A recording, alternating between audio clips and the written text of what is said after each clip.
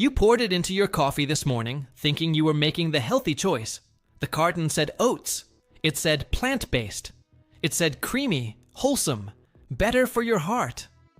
But what you actually swallowed was closer to industrial seed oil, a chemically extracted sugar syrup, and a thickener derived from a chemistry lab than it was to anything your grandmother would have recognized as milk.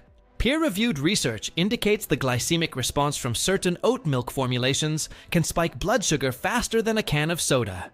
And the FDA has spent the last 2 years quietly reviewing labeling practices across the entire category. Independent lab analysis of leading oat milk products over the past 18 months has uncovered a pattern so consistent, so deliberately engineered, that consumer advocates are now calling this the most successful marketing con of the decade. The picture on the box shows a rolling oat field at golden hour. The reality inside the carton is something else entirely. And tonight, we're opening the carton. I've spent the last 7 months combing through ingredient disclosures, patent filings, USDA organic certifications, and third-party lab panels covering the oat milk market. What I found wasn't just one bad product. It was an entire category built on a nutritional illusion. The World Health Organization has flagged ultra-processed beverages as a rising concern in cardiovascular and metabolic research, and peer-reviewed studies, published in journals like Nutrients and the American Journal of Clinical Nutrition, suggest that the enzymatic process used to break oats into liquid form creates maltose chains that behave in the bloodstream almost identically to table sugar. The FDA's 2024 guidance on plant-based milk labeling acknowledged that many of these products fail to match the nutritional profile of dairy they claim to replace.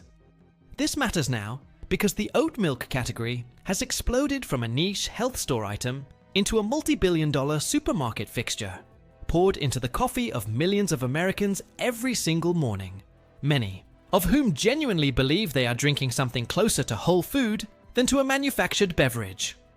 The gap between the marketing and the molecular reality has never been wider. That gap is where your health and your wallet are being quietly drained. So let's walk through the 5 categories of oat milk you should think twice about, and then the cleaner alternatives that actually deliver on the promise printed across the front of the carton.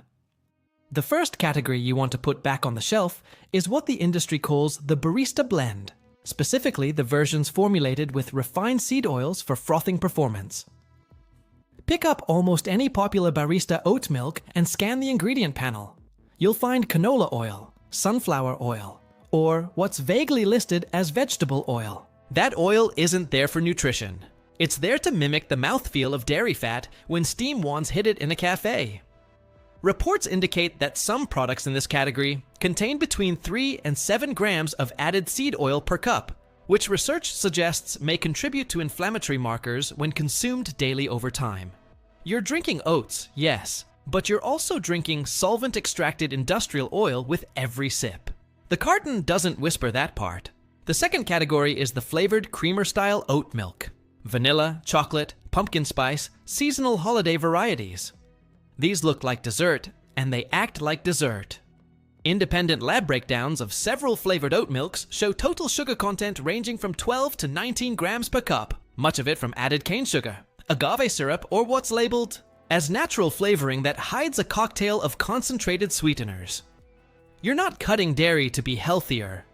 You're swapping a glass of milk for what is, nutritionally, a milkshake with a halo. The third category is the shelf-stable, ultra-high-temperature processed oat milk sitting in the unrefrigerated aisle. The process that lets these cartons sit on a warm shelf for 12 months involves flash heating to temperatures that denature proteins, break down nutrients, and require the addition of stabilizers like Gelen gum, dipotassium phosphate, and locust bean gum to keep the liquid from separating into a gray sludge. Research indicates that some of these stabilizers, while generally recognized as safe in small doses, may affect gut microbiome diversity. In chronic consumers, a concern flagged in multiple gastroenterology publications in the past 3 years. The fourth category to scrutinize is the protein-boosted or fortified oat milk. It sounds like an upgrade. More protein, more calcium, more vitamin D. What the label doesn't highlight is that the protein is often pea protein. Isolate added after the oat extraction. The calcium is tricalcium phosphate extracted from rock, and the vitamins are synthetic isolates sprayed onto the formula at the end of production. This isn't a whole food anymore. It's a nutritional beverage engineered to pass the eye test on the nutrition panel while containing very little of the oat you thought you were buying. Some lab tests have found these fortified products contain less than 5% actual oat solids, with the remaining mass being water, oil, gum, isolate, and synthetic micronutrients. The fifth category, and the one that concerns investigators most, is the private label budget oat milk sold under generic store branding. Without the scrutiny that falls on the big name products, these budget options have been found in recent independent testing to contain elevated levels of glyphosate residue. AECT, a herbicide the WHO's International Agency for Research on Cancer has classified as a probable human carcinogen. Conventional oats are heavily sprayed with glyphosate as a desiccant right before harvest to speed up the drying process. If the oats going into your milk aren't certified organic, residues travel with them into the final product. Studies suggest chronic low-dose exposure may warrant further investigation, and consumers drinking a cup, or more daily, are accumulating exposure that adds up over months and years. Now the pace slows, because this next part matters more than anything else I'm about to tell you. I want you to picture the actual manufacturing process. Raw oats arrive at a processing facility. They're milled into flour. That flour is mixed with water and then treated with enzymes, typically alpha amylase, which breaks the starch down into simple sugars. This is why oat milk tastes naturally sweet even when no sugar is added. Your body processes that enzymatically liberated sugar almost identically to how it processes the syrup in a soft drink. A peer-reviewed study published in the journal Foods in 2023 measured the glycemic index of commercial oat milk at figures rivaling or exceeding white bread. For someone managing blood sugar, for a parent pouring this over a child's cereal, for a senior watching their cardiovascular markers, this is not a neutral swap for dairy. It's a different beverage entirely, and in some measurable ways, it behaves more like a concentrated sugar than a nourishing liquid. Add in the oil, the gums, the synthetic fortifiers, and what you have is an ultra-processed product wearing the costume of a farm crop. Let's move to what you can actually buy instead, because the goal here isn't fear, it's informed decision-making. The first alternative is unsweetened organic oat milk with a short ingredient list, meaning water, organic oats, a pinch of salt, and nothing else. These products do exist. You have to read the back panel carefully. If the list extends past 5 or 6 recognizable items, put it back. The second alternative is unsweetened organic almond milk made from sprouted almonds, which independent testing suggests tends to have lower glycemic impact and fewer thickener additives when sourced from smaller specialty producers. Look for products that disclose their almond content as a percentage, ideally above 7%, because many mass-market almond milks contain under 2% actual almond. The third alternative is traditional whole dairy from grass-fed cows, if you tolerate dairy and aren't avoiding it for ethical reasons.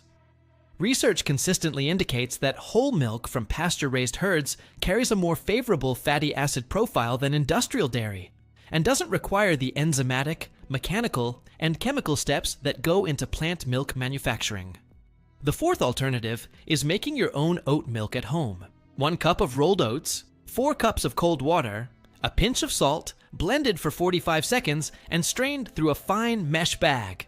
The entire process takes under 3 minutes, costs roughly 40 cents per quart, and gives you absolute control over what goes into the finished product.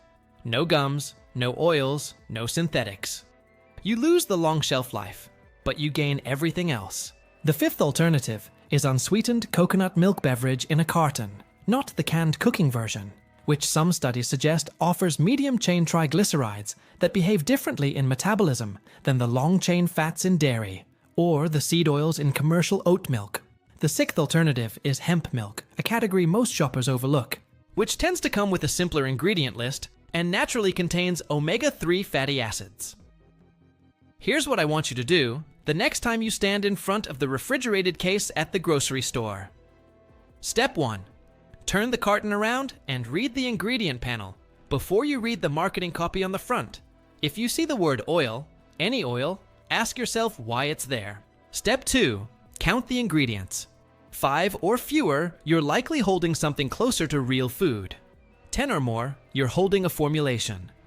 Step 3. Check for the USDA organic seal, which eliminates the glyphosate concern entirely, since organic certification prohibits the use of synthetic herbicides. Step 4. Look at the added sugar line on the nutrition facts panel.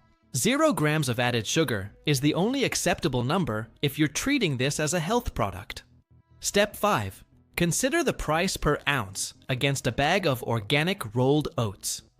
If a quart of oat milk costs more than 4 times what the raw oats would cost to make the same quantity at home, you're paying for processing, packaging, and marketing, not for food. Step 6. Rotate your plant milks rather than drinking a gallon of the same product weekly, because variety reduces cumulative exposure to any single additive profile.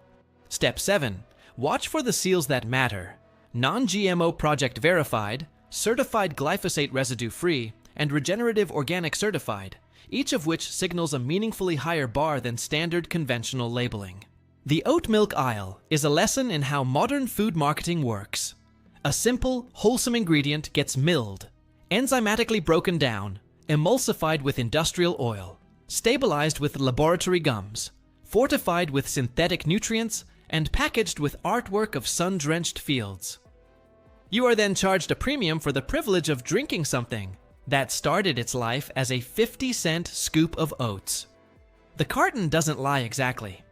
It just omits. And in consumer food, omission is often the most powerful form of deception, because your eye fills in the gaps with the story you want to believe. Tonight, you know better.